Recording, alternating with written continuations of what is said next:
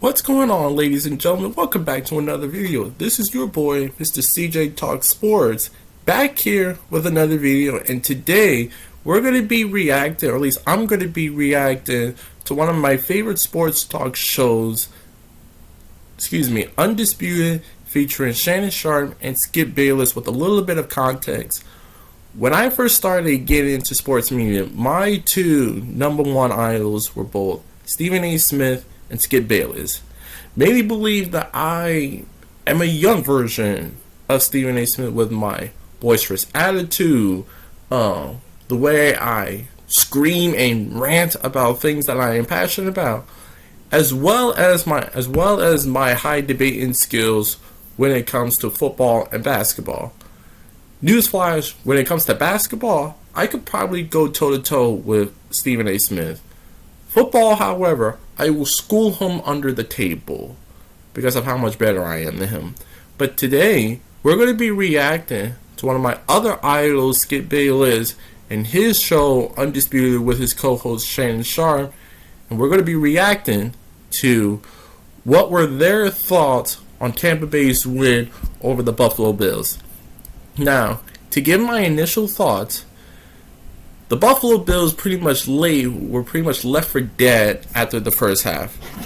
Tom Brady and that offense did pretty much whatever they wanted. They ran the ball down their throats with a Leonard Fournette 50-plus yard touchdown, and Brady looked about as cool as it is winter outside. So, first half, Tampa Bay just absolutely steamrolling the Buffalo Bills. However, as most contenders do, or most good teams do, the Bills put up a great fight. Great near comeback victory over the Tampa Bay Buccaneers. Josh Allen, man, that kid is a fucking warrior. And you talk about laying all on the line. This kid did everything for them. Running, passing, deep shots down the field. Josh Allen came to play following that halftime, and Buffalo nearly had an amazing comeback.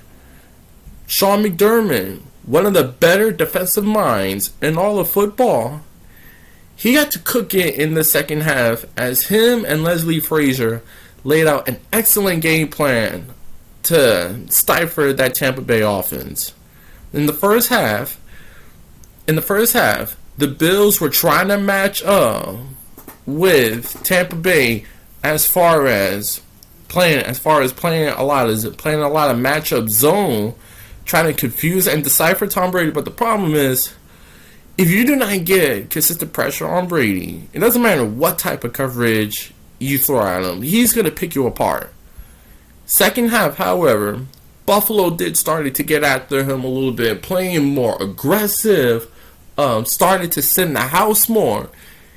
Tampa Bay was really thrown off with Buffalo's not necessarily a heavy zone blitz scheme, but mixing and matching when to play zone and when to send heavy pressure. And so Tom Brady, while he was flat out excellent and not being prisoner of the moment, my vote consistently all year as far as MVP goes, but Buffalo did a really good job on him in the second half. Now, first I'm going to start off with Shannon's point, as his points I mainly agree with. It's just the rating that I disagree with. He gave Tom Brady, on a scale of 1 to 10, about a 7. Now, I, in all honesty, was about an 8 or 9, because in the end, Brady made enough plays to win them the game. He was dominant good in the first half, both with his arms and his legs. And when he had the opportunity to pull out a gutsy victory in overtime, he did so with one flick of a wrist to Sharpe.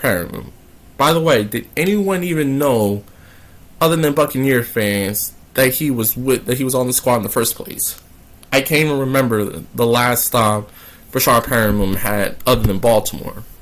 But again, what Shannon was mainly laying out was the fact that while yes, Brady ultimately did enough to give them the win, his struggles was pretty much the main reason why Buffalo got back in that game in the first place. Tom Brady, I don't have the numbers in front of me, but I believe from the second half up until overtime, Tom Brady was only completing about 50% of his passes. Just going based off my memory, Brady had to have had at least a 67% completion percentage while having at least a 70 or 80 passer rating. Now, in the end, he finished with a 75 ranked passer rating, but to be fair, Buffalo, as I said before, Sean McDermott is one of the better defensive minds in all of football, as I believe Buffalo is like number one against the pass. This is the first time all year that they've allowed a 300-yard passer. So, I'm not shocked that Buffalo was able to do something that would slow down Brady in that offense. But to be fair, Brady was missing some throws, man. One of them, I believe, then again, the receiver probably just lost track of the ball, where I believe it was Chris Godwin that Brady was throwing to on like a deep, I don't know if it was a post or a fade route, but the ball apparently got lost within the sunlight, and Chris Godwin just couldn't locate it. There were a couple of throws that could have easily cost Tampa Bay that game. I remember a pick that a Buffalo defender had right in his breadbasket. And before you even know it, if you do not make Tom Brady pay, he will certainly make you pay. And on that preceding drive, he goes down the field and scores a touchdown. So, Brady was definitely off his game in the second half, but I give more credit to Buffalo's defense and the fact that, again, Sean McDermott and Leslie Frazier are two of the better defensive minds in football. But overall, as far as scoreboard goes, again, Brady played significantly amazing, if that makes any sense, in the first half. Over time, when he needed to get the job done, when they needed to go down the field and score, they did that like that. And at no point, even when Buffalo was making their comeback, that I thought Tampa Bay was going to lose because of Tom Brady. And so, 300-yard passing game, dominant in the first half, leads a game-winning drive in overtime. I give Tom Brady about an 8. Now, as far as Skip goes, obviously, if you guys know anything about Skip Bayless, other than Jordan, which, not, by the way, I might even include Jordan, no one is a bigger Tom Brady fan than Skip. And so, if Tom Brady plays a half-ass game, Tom Brady could play a half-ass game, and Skip would give him a 6 or a 7. Brady would have to be just downright awful for Skip to give out any real critiques as far as Brady goes. But however, like I said before, I give more credit as far as Brady struggling in the second half to Buffalo's defense. And that's what Skip highlighted in this point here, that Buffalo is like top 2, top 3 in just about every defensive category, and especially passing yards allowed. Again, they've yet to give up a 300-yard passing game to anyone. Now, you could credit that to playing mediocre quarterbacks, but they've also played some pretty solid to really good quarterbacks consistently, and have, again, yet to give up a 300 passing yard game.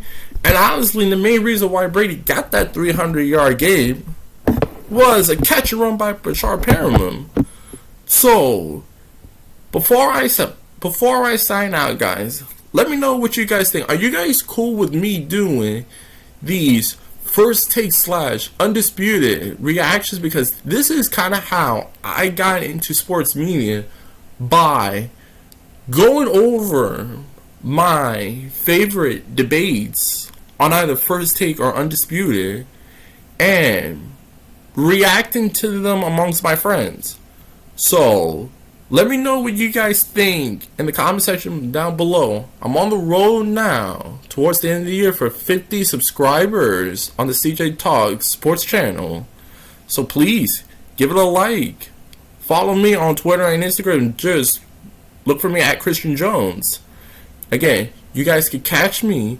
No, excuse me. Quick plug real quick. Also, like and subscribe to my boy LGZ Productions. I'm going to be on his channel this Wednesday, I believe at 6:30, 7 o'clock or so. So be sure to catch me on LGC Productions, as well as follow me closely on the Hubs channel. I'm going to be back on his channel tomorrow for the call-in. Subscribe to him. My other boy, Big Kid. I can't talk today. My other fellow friends on Twitter and YouTube, Kid Blue, Jaden the Champ, Nate Talk Sports. Also, to plug my other channel, I'm going to be doing a movie talk episode. So if you guys want to discuss Spider-Man No Way Home, you want to discuss some of your favorite movies of the year, please be sure to catch me on CJ Talks Movies. I will send a link down eventually. Again, this is your boy CJ Talk Sports, aka Mr. Christian Jones, and I'll see you guys next time. Bye bye.